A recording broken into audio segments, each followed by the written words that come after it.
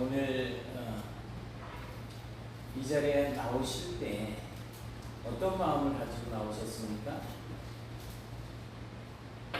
혜인은 어떤 마음으로 교회 나왔어요? 엄마 따라서? 엄마 따라. 그냥 엄마 따라서 왔어. 됐어 이제 오늘부터는 하나님을 만나기 위해서. 네? 알았지? 아멘으로는 이렇게 대답을 좀 해주세요. 하나님을 만나기 위해서 정말 마음의 열정을 품고 이 자리에 나오신 여러분들을 축복합니다. 여러분 그런데 정말 하나님을 향한 열정이 있으십니까? 페이처럼 엄마 따라서 그냥 어쩔 수 없이 끌려 나오는 건 아니죠? 왜 대답이 없을까? 끌려 나왔어요? 아니요. 아니죠? 하나님을 예배하고 싶은 마음, 하나님의 말씀을 듣고 하나님의 뜻을 내가 좀 더 깊이 알고 어떻게 해야 내가 하나님 뜻대로 살 수 있을까? 이런 간절한 마음이 여러분들에게 있느냐 하는 거예요. 하나님의 뜻을 알고 싶어하는 그런 열심, 또 하나님을 만나기 위한 그런 열심. 그래서 하나님을 귀하게 여기며 매일매일의 우리의 삶을 하나님께 초점을 맞추는 그런 삶을 살고 계십니까? 아니면 내가 중심이 되어서 모든 것이 나에게 초점이 맞는 그런 삶을 살고 계시지는 않습니까? 우리가 많이 들어보셨을 거예요. 아이젠하워라고 하는 드와이트 D 아이젠하워, 이 미국의 34대 대통령입니다. 근데 이분이 하나님에 대한 열정이 아주 특별한 사람으로 유명합니다.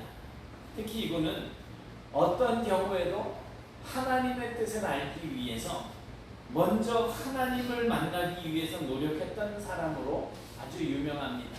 그래서 아이젠하워는 대통령이 된 이후에도 주의를 아주 철저하게 지키면서 항상 하나님의 말씀을 들었다고 합니다. 사실 우리도 마찬가지잖아요. 하나님을 찾는 열심보다도 일상적인 우리의 그 업무가 더 중요한 것처럼 보입니다. 이 아이젠하워도 정말 대통령으로서 그 나라의 업무를 볼 때에 너무나 바쁜 일들이 많이 있지 않겠습니까? 사실 대통령이라고 하는 이 업무는 뭐 주일이나 평일이나 이렇게 따로 구분을 지을 수가 없는 경우들이 더 많습니다. 그럼에도 불구하고 이 아이젠하워는 주일이 되면 외국의 귀한 내빈들이 찾아온다고 하더라도 거의 만나지 않았다고 합니다. 왜냐하면 하나님의 말씀을 듣고 하나님의 뜻을 알기 위한 그 열정과 그리고 하나님께서 명령하신 안식일을 기억하여 거룩하게 지키라고 하는 그 말씀을 이루기 위해서 정말 열심을 품고 사는 사람이었기 때문에 그렇습니다. 한 번은 아이젠하워 대통령이 이제 1959년 9월 27일에 소련의 옛날 이름이 소련이죠. 소비에트 연방공화국 구소련의 후르시초프를 초청한 적이 있었다고 합니다. 그런데 그날이 주일이었었어요. 그래서 아이젠하워가 후르시초프에게 전화를 걸어서 당신 오늘 나와 함께 교회를 가서 예배를 함께 드리자고 말을 이제 제안을 했다고 합니다. 그런데 이 후르시초프는 공산국가의 지도자잖아요. 그래서 아이젠하워의 제안을 단호하게 거절을 했습니다.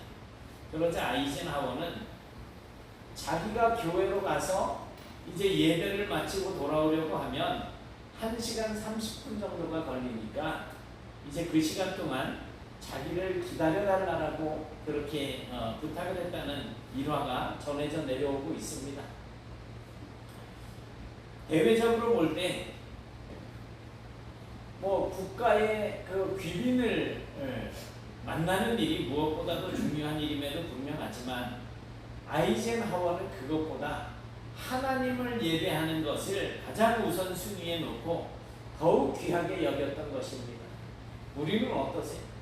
하나님을 만나서 예배하는 이 시간보다 더 귀중하게 여겨지는 일들이 있어서 수시로 교회를 비우거나 하고 있지는 않습니까?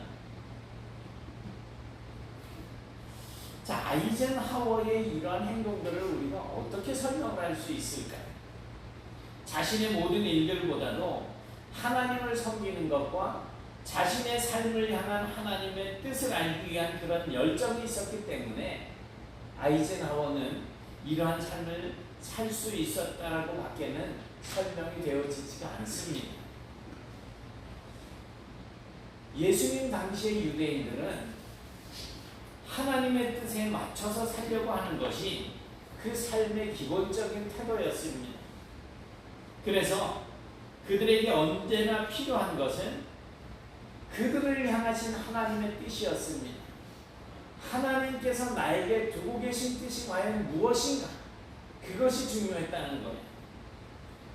하지만 하나님의 뜻이라고 하는 것이 우리에게 매일같이 정확하게 알 수 있는 것은 아니지 않습니까? 오늘 나에게 주신 하나님의 뜻이 무엇인지 잘 알 수가 없어요.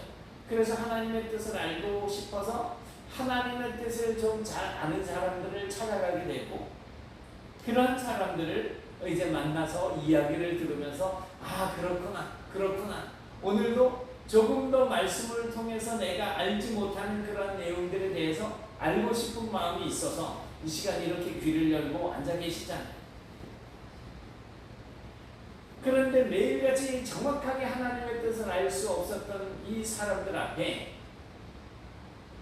그 당시에 정말 수많은 랍비들이, 선생들이 일어나서 하나님의 뜻은 이렇습니다라고 말을 하는데, 그 랍비들이 말하는 하나님의 뜻이라고 하는 내용이 서로 달랐다는 것입니다.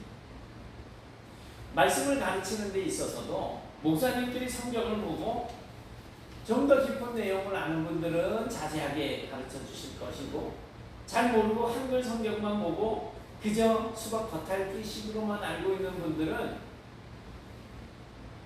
이게 도대체 무슨 뜻인지 잘 몰라서 한글적인 의미로만, 우리가 가지고 있는 생각으로만 그렇게 전하는 경우들이 있어요. 그러다 보니 차이가 생겨나게 되는 거죠. 결국 하나님의 열정을 가지고 사는 사람들 앞에 하나님의 뜻을 전하는 사람들이 많은 만큼 뭐가 진짜야? 뭐가 진짜 하나님의 뜻이야? 이 사람한테 가면 이렇게 이야기하고 저 사람한테 가면 저렇게 이야기하는데 뭐 이런 혼란만 가중이 되어질 뿐이라는 것이었습니다. 그렇게 혼란스러운 와중에 이제 세례 요한이 광야에서 하나님의 메시지를 외치고 있다라고 하는 소식을 듣게 됩니다. 세례 요한은 이미 그 당시 사람들에게 어려서부터 하나님과 교제하는 사람으로 알려져 있었습니다. 그리고 세례 요한은 광야에서 외치는 하나님의 말씀을 외치는 선지자로 그렇게 인식이 되어 있었습니다. 지난주에 잠깐 말씀을 드렸었는데, 전에 잠깐 말씀드렸었는데, 광야는 어떤 장소였었습니까? 유대인들에게 있어서 광야는 어떤 장소였었어요? 예, 하나님을 만나는 장소였었어요.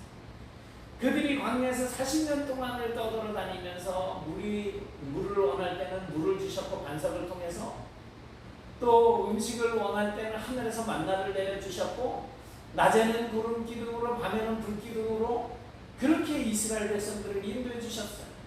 그들은 그래서 광야 이러면 하나님을 만나는 장소였다는 거예요. 하나님께서는 애굽에서 구원해낸 이스라엘 백성들이 광야에서 생활을 하는 동안 그렇게 낮에는 더위를 피할 수 있는 오른쪽에서 빛을 가려주는 구름 기둥이 되어주셨고, 밤에는 불 기둥으로 추위를 피할 수 있도록 난방까지 해주시는 그런 분이셨습니다.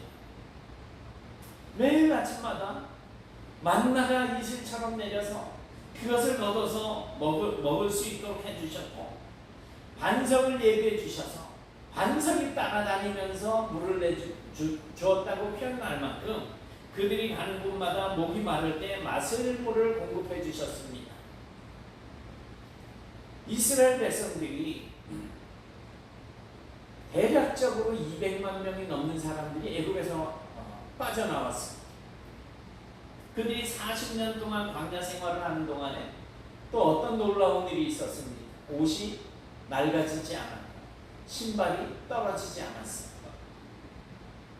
이것이 그들의 일상의 생활이었었습니다. 그들이 가나안에 들어갔을 때 이러한 이적들이 끝났습니다. 그러니 그들이 생각할 때 광야는 어떠한 곳이다? 하나님과 만나는 장소, 하나님의 은혜를 경험하는 장소라는 것. 우리가 생각하는 광야는 황량하고 척박한 곳입니다. 물이 부족해서 정말 목이 마를 것만 같은 것, 또 괴로움과 고통이 있는 곳이라고 여겨지겠지만 유대인들에게 있어서 광야라고 하는 장소는 하나님과 달콤한 만남이 이어지는 장소라는 것입니다. 바로 그 광야에서 외치는 자의 소리, 이 외치고 있는 선지자는 하나님과 만나고 있는 사람인 것. 광야에서 하나님과 만나고 있는 사람. 그 하나님과의 만남을 통해서 이스라엘에게 하나님의 메시지를 전파하는 사람으로 이해가 되어지고 있는 것입니다. 그래서 백성들은 광야에서 외치고 있는 세례 요한에게 나아가서 그를 만나게 된다면 하나님의 뜻을 알 수 있을 것이라고 하는 희망을 품게 되었고 그렇게 광야로 나아갔던 것입니다. 그런데 문제는 하나님의 뜻을 알기 위해서 광야로 나가는 그 과정이 그리 쉽지만은 않은 과정이었다는 것입니다. 예루살렘에서부터 광야까지 나가는데 걸리는 시간은 걸어서 꼬박 한 길이라는 거예요. 그런데 그 광야로 가는 길에는 강도도 있을 수 있었고 들짐승들도 있었다는 것입니다. 그러니 우리가 선한 이웃에 대한 이야기를 들을 때 여리고로 내려갈 때 강도를 만난 사마리아 사람, 강도를 만난 사람에게 사마리아 사람이 선한 이웃으로 이렇게 됐는데 어디에나 강도들이 있을 수 있어요. 특히나 사람들이 잘 다니지 않는 광야로 가는 그런 길목 같은 데는 우리가 흔히 말하는 도적대들이 있을 수 있죠. 우리가 지난 몇 주간 동안 경험해 보셔서 알겠지만 이 한낮에 태양은 정말 너무나도 뜨겁습니다. 한 30, 한 3도, 4도 이 정도만 해도 요즘 지금도 밖에 나가면 오늘 29도까지 올라간다 그러는데 조금 이따 나가면 어이구 뜨거워 이럴 거예요. 시원한데 이따가 나가면. 광야는 그렇게 숨이 툭툭 막히게 만드는 곳이었습니다.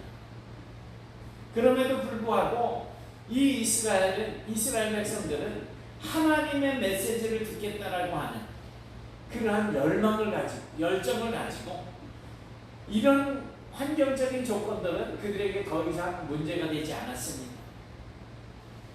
오히려 지금 우리가 우리를 향하신 하나님의 메시지를 들을 수 있다면 그것은 세상에서 둘도 없는 정말 기쁜 일이라고 생각을 했었던 것입니다. 말씀을 듣기 위해서 그들은 그렇게 모험을 강행하면서 그 먼 길을 정말 천리길도 마다하지 않고 그렇게 나아갔던 것입니다. 오늘 이 본문을 배경으로 누가복음 7장 24절에서 26절을 보면 예수님께서는 모여든 사람들에게 이런 질문을 합니다. 대체 광야는 왜 나갔느냐? 갈대를 구경하기 위해서 간 것도 아니고 좋은 옷을 입은 사람을 보기 위해서 나간 것도 아니다. 그렇다면 너희가 무엇을 위해서 광야로 나갔느냐? 선지자를 만나려고 나간 것 아니냐? 이렇게 질문을 합니다. 이러한 예수님의 질문에 대부분의 유대인들은 전에 자신들이 세례 요한을 만나기 위해서 광야로 달려 나갔었다. 그 때를 이제 기억해야만 했습니다. 사실 그들이 광야로 달려 나갔던 이유는 정말 들에 있는 갈대를 보기 위해서 나간 것도 아니고 소풍을 간 게 아니잖아요. 또 그곳에서 좋은 옷을 입은 사람을 만나기 위해서 나갔던 것도 아니죠. 세례 요한은 말라기에서 말하는 엘리야예요. 그래서 지팡이, 가죽옷에 허리띠 이렇게 차고 있는 그야말로 어떻게 시골에서 농사짓는 그런 사람의 모습을 하고 있었을 것입니다. 그러나 그들이 그렇게 광야로 나갔던 것은 소풍도 아니고 멋진 사람을 만나기 위한 것도 아닌 하나님의 뜻을 알기 위해서, 하나님의 메시지를 듣기 위해서, 세례 요한을 만나기 위해서 그렇게 한 길을 꼬박 달려갔던 것입니다. 왜요? 그 이유는 자신들이 그렇게 알고 싶어 했던 하나님의 뜻을 광야에서 외치고 있는 그 세례 요한을 만나면 하나님의 뜻을 알 수 있을 것이라고 하는 희망 때문이었고, 그래서 앞에 무슨 일이 생길지 모르는 온갖 어려움과 위험을 무릅쓰고 광야에 있는 세례 요한을 향해서 달려나가서 그에게 주신 하나님의 말씀을 듣기를 원했던 것입니다. 예수님께서 모여든 사람들에게 말씀하시는 것은 바로 그것입니다. 너희들이 광야로 달려나간 그 열심의 근본이 무엇이냐?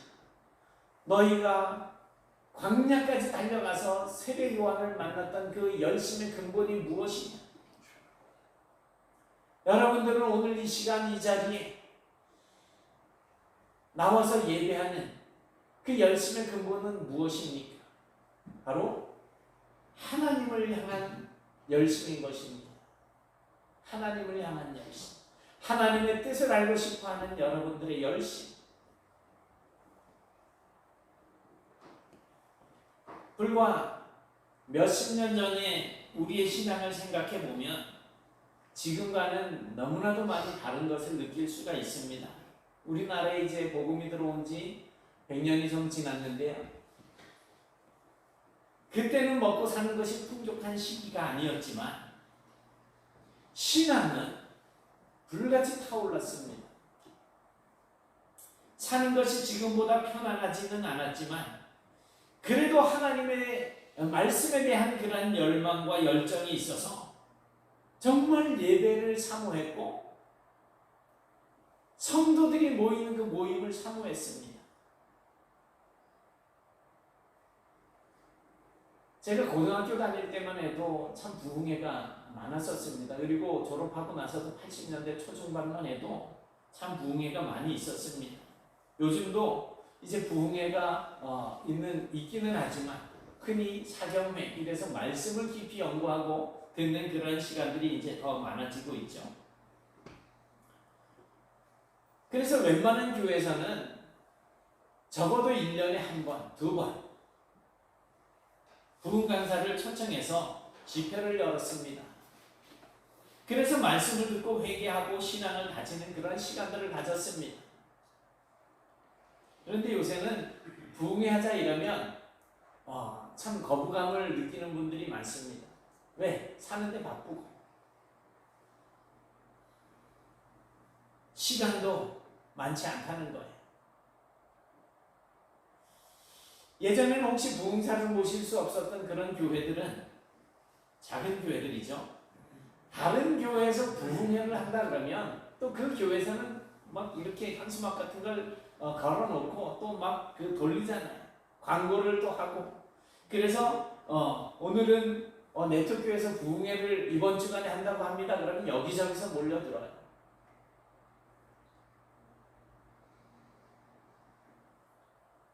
부흥회 한다라고 하는 소식이 들리면 저도 고등학교 때 매포에 있는 매현교회, 또 그 단양저 대강에 있는 대강교회, 금성교회, 동막교회, 입석중앙교회 여기저기 그냥 막 이렇게 다녔던 기억이 있어요. 어른들이 가니까 따라가는 거예요.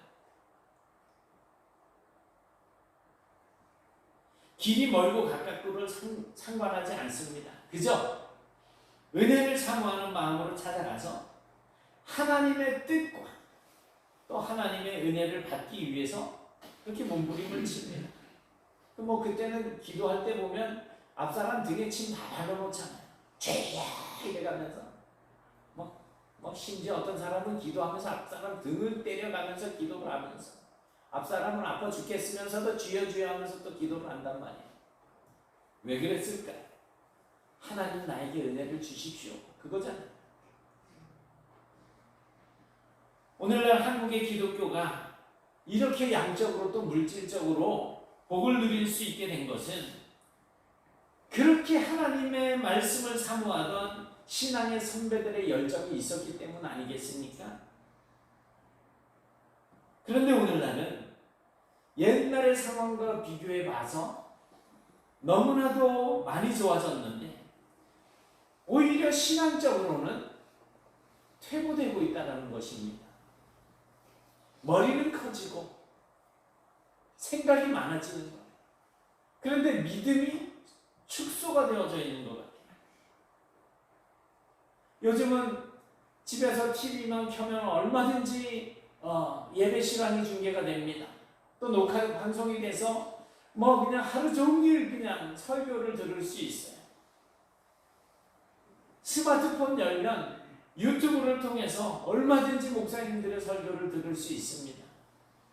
우리 사모님이 제 설교를 유튜브에 이렇게 올려놓고 있는데 조회수 0, 조회수 1, 많으면 조회수 최근에 3, 4 이래요. 저는 설교를 잘 못하니까 그렇지만 지난 주간에 그 송태곤 목사님 설교 들어보시니까 어떠셔요? 훌륭하시죠? 그런 분들 설교 듣는 분들은 엄청나게 많은데 제 설교는 잘 안 들으시더라고요. 우리 교회에서 예배 참석 안 하신 분들도 안 들으시더라고요. 오늘은 백승열 목사가 무슨 설교를 했나 궁금해서라도 한번 열어볼 텐데 안 하시더라고요. 밴드에서 보시는 줄 믿습니다. 그러나 이렇게 하나님의 말씀이 넘쳐나는 시대가 되었지만 오히려 하나님께서 주신 은혜는 사라진 듯 보이는 이 한국교회를 볼 때 참 안타깝습니다. 교회가 너무너무 흔들리고 있어요. 과연 우리는 정말 하나님의 말씀을 사모하는 마음이 있습니까? 세례 요한이 지금 저기 어디 척박한 곳에서 사람들 모이기 힘든 낮에도 모기가 물어뜯는 그런 장소에서 외치고 있다고 한다면 거기 가서 하나님의 말씀을 듣고자 하는 그런 열정이 혹시 여러분들에게 있을까요? 하나님의 뜻을 알고자 한참 달려가야 겨우 만날 수 있는 그곳까지, 그 광야까지, 그 거리도 멀다 여기지 않고 달려나갔던 그러한 이 사람들의 신앙을 오늘날 우리들이 본받아서 정말 하나님의 말씀을 사모하고 하나님의 은혜를 사모하고 하나님의 뜻을 알기를 사모하는 그런 열정을 품고 사시길 바랍니다. 여러분, 정말 하나님을 찾는 열정을 가지십시오. 우리의 삶이 아무리 피곤하고 급한 문제들이 넘쳐난다고 해도 하나님의 뜻을 알기 위해서 멀리 광야로 달려나갔던 이 본문에 나타나는 이 백성들과 같은 열정을 여러분들 마음속에 품으시기 바랍니다. 그래야 은혜를 알게 되는 거예요. 여러분들에게 은혜가 없어서 나는 은혜를 받아야 된다라고 이렇게 생각을 하는 게 아니에요. 은혜는 하나님께서 항상 주고 계시는데 그것이 은혜인지 몰라요. 왜? 하나님의 뜻을 모르니까 지금 내가 아픈 것도 하나님의 은혜라고 생각하지 못하고 지금 내가 잘 되는 것도 하나님의 은혜라고 생각하지 못하는 거예요. 열정을 품으셔야지 됩니다. 그래야 하나님을 경험할 수 있습니다. 이 시간도 하나님을 경험해야 우리 예배 시간에 하나님을 경험하고 하나님의 은혜를 체험하는구나. 그래야 그 다음 예배 시간도 또 기다려지는 거예요. 그런데 그렇지 못하니까 하나님에 대한 열정이 없으니까, 예배에 대한 열심이 없으니까 시간이 되면 오늘 예배하는 시간이구나, 안 나가면 엄마가 저 밥을 안 줄래나? 뭐 이런 어떤 그런 마음으로 이제 나온다면 예배 시간이 지루하고 고통스러울 거예요. 졸리죠. 피곤하니까. 그러나 하나님을 경험하고 하나님의 은혜를 체험하고 깨닫게 된다면 그 시간이 기다려지고 그 시간을 맞이하기 위해서, 하나님을 만나기 위해서 정말 최선을 다하는 삶을 살 수가 있게 될 것입니다. 그래야 매일매일 우리에게 부어지는 이적을 체험할 수가 있습니다. 우리에게 하나님께서 매일같이 부어주시는 이적이 뭔지 아세요? 아침에 눈을 뜨는 거 기적이에요. 밤에 숨 쉬면서 잠을 자는 것도 기적이에요. 아침에 일어났더니 시원한 이 공기, 이 바람 부는 거 기적이에요. 하나님이 허락하시지 않는다면 일어날 수 없는 일들이 우리에게 얼마든지 일어나고 있다는 거예요. 그 은혜를 경험하면서도 하나님의 뜻을 알지 못하니까 그것을 고백할 수가 없는 상황이 된 거죠. 하나님의 뜻을 알지 못하면요, 하나님의 나라를 경험할 수가 없습니다. 하나님의 뜻 안에 거해야, 하나님의 법 테두리 안에서 하나님의 뜻 안에 거해야 내가 비로소 하나님의 백성인 것을 알게 되는데, 그걸 모르니까 하나님의 나라의 백성다운 삶을 살지 못하는 겁니다. 결국 우리는 매일매일의 삶 속에서 진정한 기쁨과 감사가 없는 불평과 원망만 가득한 그저 그런 단순한 삶을 살 수밖에 없는 이유가 하나님을 향한 열정이 식었기 때문입니다. 그 사실을 아셔야지. 하지만 우리가 이 세상을 사는 궁극적인 의미는 하나님의 뜻을 알고 그 뜻에 맞춰서 사는 것이라고 하는 사실을 우리는 이미 다 알고 계십니다. 저도 알고 여러분들 알고 계십니다.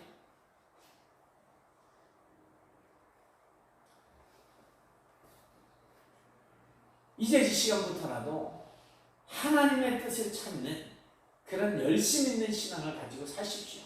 성경도 읽으시고 말씀도 있는 자리에 나와서 하나님을 예배하시면서 하나님의 뜻을 알고 그런 열정을 품으시기 바랍니다. 그래서 우리의 삶 속에서 하나님의 뜻을 알기 위해서 하나님의 말씀을 듣기를 간구하고 항상 하나님을 찾고 찾아서 하나님의 뜻대로 살아서 하나님을 온전히 예배하며 살아가는 그런 복된 성도들이 다 되실 수 있기를 주님의 이름으로 축원합니다. 사랑의 하나님, 감사합니다. 오늘 이스라엘 백성들이 광야에서 외치는 세례 요한 앞으로 나가서 하나님의 말씀을 듣고 회개하는 세례를 받았던 것처럼 저희들도 하나님을 향한 열정을 품어서 하나님의 말씀 듣기를 원하고 하나님의 뜻을 알기를 원하고 하나님을 만나기를 원하는 그런 열심 있는 삶을 살 수 있기를 원합니다. 그런 가운데 매일매일 우리에게 베풀어 주시는 하나님의 은혜를 고백하게 하시고 하나님께서 우리에게 매일매일 베풀어 주시는 이적을 경험하며 하나님을 체험하는 삶을 살아가는 가운데에 천국 백성의 하나님 나라의 자녀다운 삶을 살아갈 수 있는 은총들을 누리며 살게 하여 주옵소서. 저희들이 그런 삶을 통하여서 하나님께서 영광을 받으시고 저희들을 통하여서 하나님의 뜻을 이루어 주시고 저희들을 통하여서 하나님의 나라가 세상에 확장되어지는 놀라운 은혜들을 허락하여 주옵소서. 예수님 이름으로 기도드리옵나이다. 아멘.